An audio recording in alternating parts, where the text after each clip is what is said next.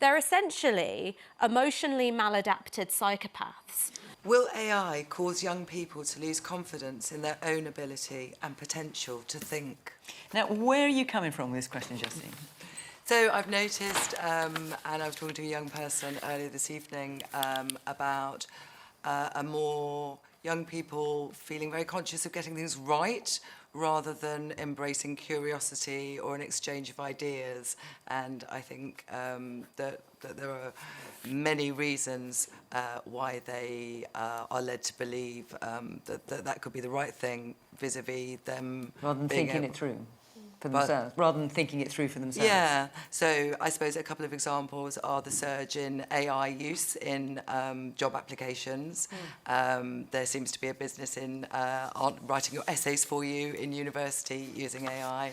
And a recent story, just online dating, read an article. Oh my God, the whole gamut. Yeah, read an article where someone had clearly missed the point because they'd used AI to answer all the questions. So the person meeting them was really excited to meet them, and then there wasn't quite the follow-through.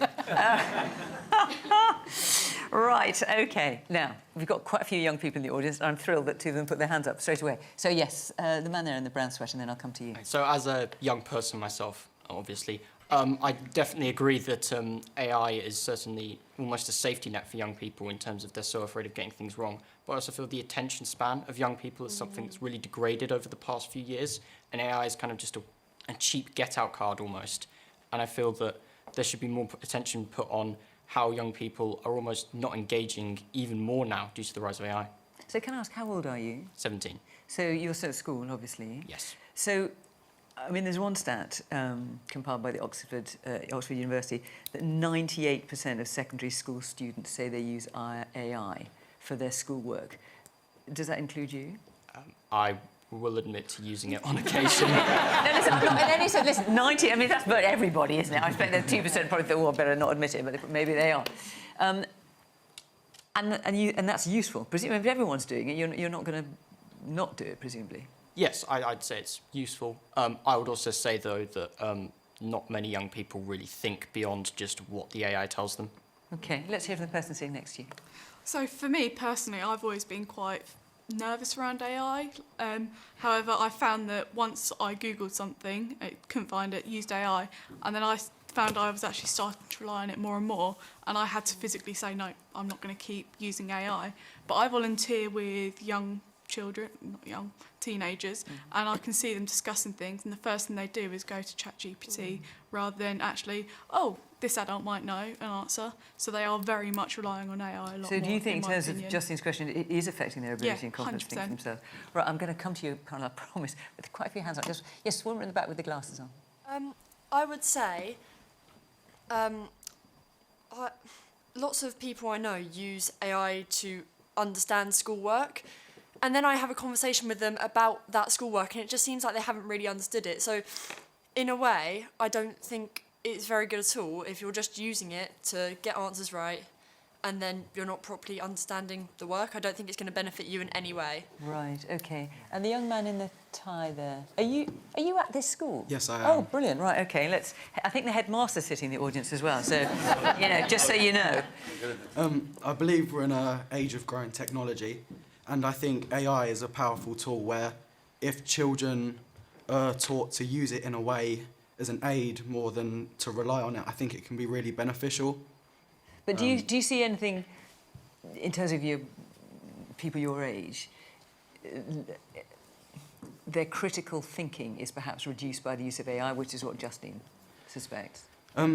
It depends on the scenario, I guess, because our school has a strong...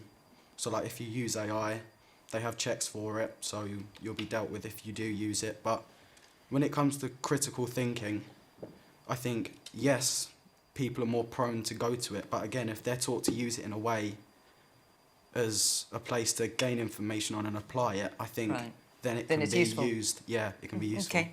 So, Ash, as the youngest person on the panel,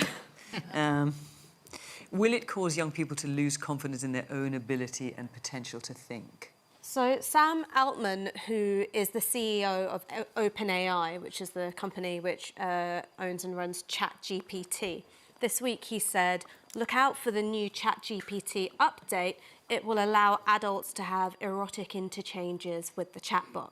Oh, yes, I saw that. I felt slightly queasy about it. Well, just a few years ago, Sam Altman was saying AI is going to cure cancer. And now he's saying, don't worry, you can have sex with the robot.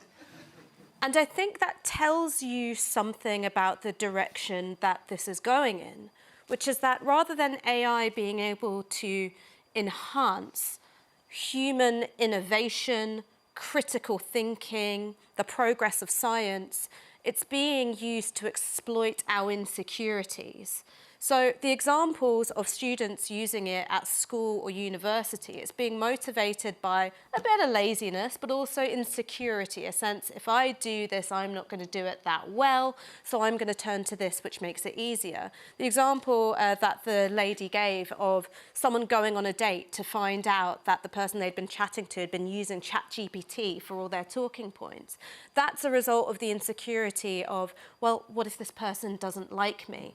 And that's the thing about so many of the Silicon Valley tech bros. They're essentially emotionally maladapted psychopaths who then... They speak very highly of you, Ash. I mean, I'm sorry, like, they are. Who then... And clearly they are not here to answer for themselves. They'd have to ask ChatGPT before they could. Who then design these platforms which, bit by bit, chip away at what it means for us to be human, because it exploits our insecurities, and instead of making us more resilient, more capable, it makes us more anxious. These muscles are wearing away. So, Matthew, I want to come to you. Before I do, let me just read you out this quote. So the CEO of one particular AI company, Mistral, said the biggest risk with AI is not that it will outsmart us or become uncontrollable, but that it will make us too comfortable, too dependent, and ultimately too lazy to think or act for ourselves. I think there's some truth in that in the short term, but I think the young man here who goes to the school, where is the head teacher, by the way? He's over there. Slightly worried about a detention at something. You can't be there. But I do think, I was initially quite sceptical about the significance of AI, but having looked at it in some depth and played around with the large language models, it's pretty clear to me that this is a transformative technology, perhaps the most significant that our species has ever harnessed. And I think it can be, as you said, a tremendous force for good. I think it could potentially help us to cure cancer. But like any technology that has tremendous power for good, guess what else it has? Tremendous power for bad. All technologies are dual use. I talked a bit earlier about nuclear fission. Can help us to get cheap electricity. What else can it do? Bombs. And AI is a classic dual use technology, because I don't just worry about AI turning on us when we get artificial general intelligence of the kind that Jeff Hinton, who won the Nobel Prize recently, has described. It also democratizes the capacity for any one person to destroy the rest of us. Imagine using, sorry, this is a bit depressing, but imagine using, I want to say it, using AI, which I think is perfectly conceivable, to create a pathogen with a high infection fatality rate and a long incubation period. There's no a priori bar on that being created. It could already be out there. We've already posted the DNA for Spanish flu on the internet. How many people do you think work in the Bacteriological Weapons Convention, which polices this kind of thing? 2 people. Its budget is the same as an average McDonald's. This is just one of the many risks that are coming our way. We've been around as a species for 250,000 years. For almost the entire period, we didn't have the capacity to destroy ourselves. We did cross that threshold with the invention of nuclear war. AI, in a world where you might get one psychopath, is a massive existential risk, and nobody is interested in discussing it. If I write about this for the Sunday Times, there isn't much traffic, and no politician wants to talk about it. And I do worry, Fiona, that the culture wars, woke and anti-woke, it's Freudian displacement. It's just a way of distracting ourselves from the powder keg we have placed under ourselves. The great polymath, E.O. Wilson, said we have Paleolithic emotions, medieval institutions, but godlike technology. That is the danger we face right now as a species. Lisa.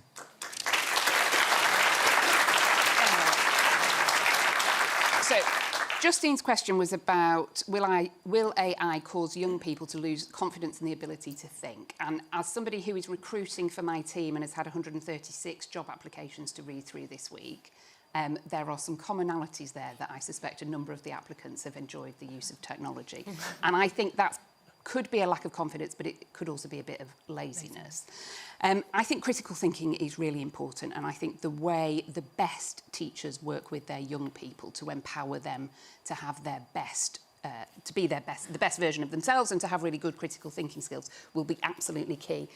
When I leave the studio or this school hall later today, I'm going to be going back home to my patch because at 9 a.m. tomorrow I'm doing an Internet Safety Heroes session at one of my local primary schools, and it's about how we empower children to understand this technology because they are native on this technology. You know, I'm 46, I'm far too old to ever be thriving in this way, but the kids I'm seeing tomorrow will just expect to work like this, and so they should. There's a huge opportunity with this. And of course there are risks to be balanced. Of course there are. But the best teachers evolve as time evolves, and the best teachers will empower children to use this technology so that it can fulfil its potential and not bring an end to us all in the way that we've just been cheered up here. All right. And that's quite a thing if teachers can stop Armageddon, but... No, teachers can empower children so that they do have the confidence to thrive with this technology and not be scared of it or lazy to rely on it. A couple of people got their hands up. One with the glasses in the middle of the audience there. I'm an undergraduate university student doing a humanities degree, and I think these degrees are already being hugely undervalued and and not taken for as valuable as they can be. And we've gone, in my first and second year, it was AI is not allowed. If it's used, the essay is null and void, not happening. I'm in my third and final year, and I had a lecture the other week that said, well, reference it, and, you know, we'll talk about it, and we can see where we end up. And if you use it as a starting point, it's okay. And I'm really concerned that as humanities degrees become less and less valued, that the idea that we're using AI to make essays possible means that I can no longer even go into a job interview and go, but I do write a really good essay, because who knows who actually wrote that essay, who knows who actually came up with that original thought. So I do think it's a massive issue for kind of higher education, and the value that has, particularly in the graduate recruitment space. Okay, and the man behind you's got his hand up too. I think bringing it down back to the young people debate, school and exams are a measure of understanding, and the way we measure that is by getting high marks. But if you don't understand why you got the high marks, when you get to a point where you get something wrong, you also won't understand that. Spot on. And the idiom is, you learn more from your mistakes than your successes. Yep. And if your success comes from AI, and you never have the failures until you hit your 20s, your 30s, how are you going to know how to deal with it? Should be on the panel. That's brilliant. Best comment of the night. Helen. I think AI brings with it massive challenges, particularly in education, as has been talked about this evening, whether it's at school or in universities. Huge risks, as Matthew has talked about, but also a massive opportunity. An opportunity for us as a country, for instance, to increase our productivity in a way that we have struggled for years and years and years to improve our productivity, and on that our growth depends, and people's prospect of people having a better standard of living, along with the extraordinary, exciting things it can do for healthcare, like cures for cancer, much earlier detection of cancer, so it can be successfully treated, personalised medicine, and all sorts of things. But in terms of people's critical thinking, which is the heart of Justine's question. Yeah. So rather than thinking, right, I mean, it's obvious, but say you, I don't know, you want to research something, you want to find out about a particular subject, instead of doing the half garden, looking at all the different things, and maybe coming up with your own conclusion about something, you can just stick it into an AI model, and then it comes up with the conclusion ready. Yes, but it's not necessarily the right conclusion. I think some of it is learning how to use it effectively and when to use it, and also knowing how to criticise what it serves up. No, you can do a search on AI and look at it, and it will give you the wrong answer or a biased answer. It'll take the point of view of the sources that it happens to have looked at. So actually learning how to use it effectively is the key. And actually I think that's a key, whether it's for kids and students at university, but also for us people who are already in work, whether you, Lucy, you say you're 46, I'm a few years older than that, but actually, throughout our economy and throughout businesses and people who are already far through their careers, everybody needs to be learning how to use it effectively to make the most of it, because actually the countries that really learn to use it effectively are the ones who are going to succeed, and we want to be winners in this. Okay, let me just bring Heidi yeah. through because I haven't had a chance to speak there. So look, I agree with a lot of what has been said on the panel, particularly by Lisa. I agree with what Helen has said there. I think there's a massive challenge for the education sector about how we create classrooms and education systems that are fit for the 21st century. And I think that the evolution of technology also sits alongside a period of acute anxiety for a lot of young people. So the question about loss of confidence, I think we need to be asking ourselves, what skills do we want to equip our young people with? The ability to interrogate and appraise information is really important. The ability to be able to speak confidently and to disagree with civility is also really important. And, you know, I know that our Education Secretary, Bridget Phillipson, is completely appraised of this need to make sure that as technology develops and the opportunities are there to gather and harness information and find the cure to cancer and whatever Matthew has said, we also really need to think about how we are equipping our young people, not only for the world of work, but also how to be good citizens. And at heart, we also have to address this age of anxiety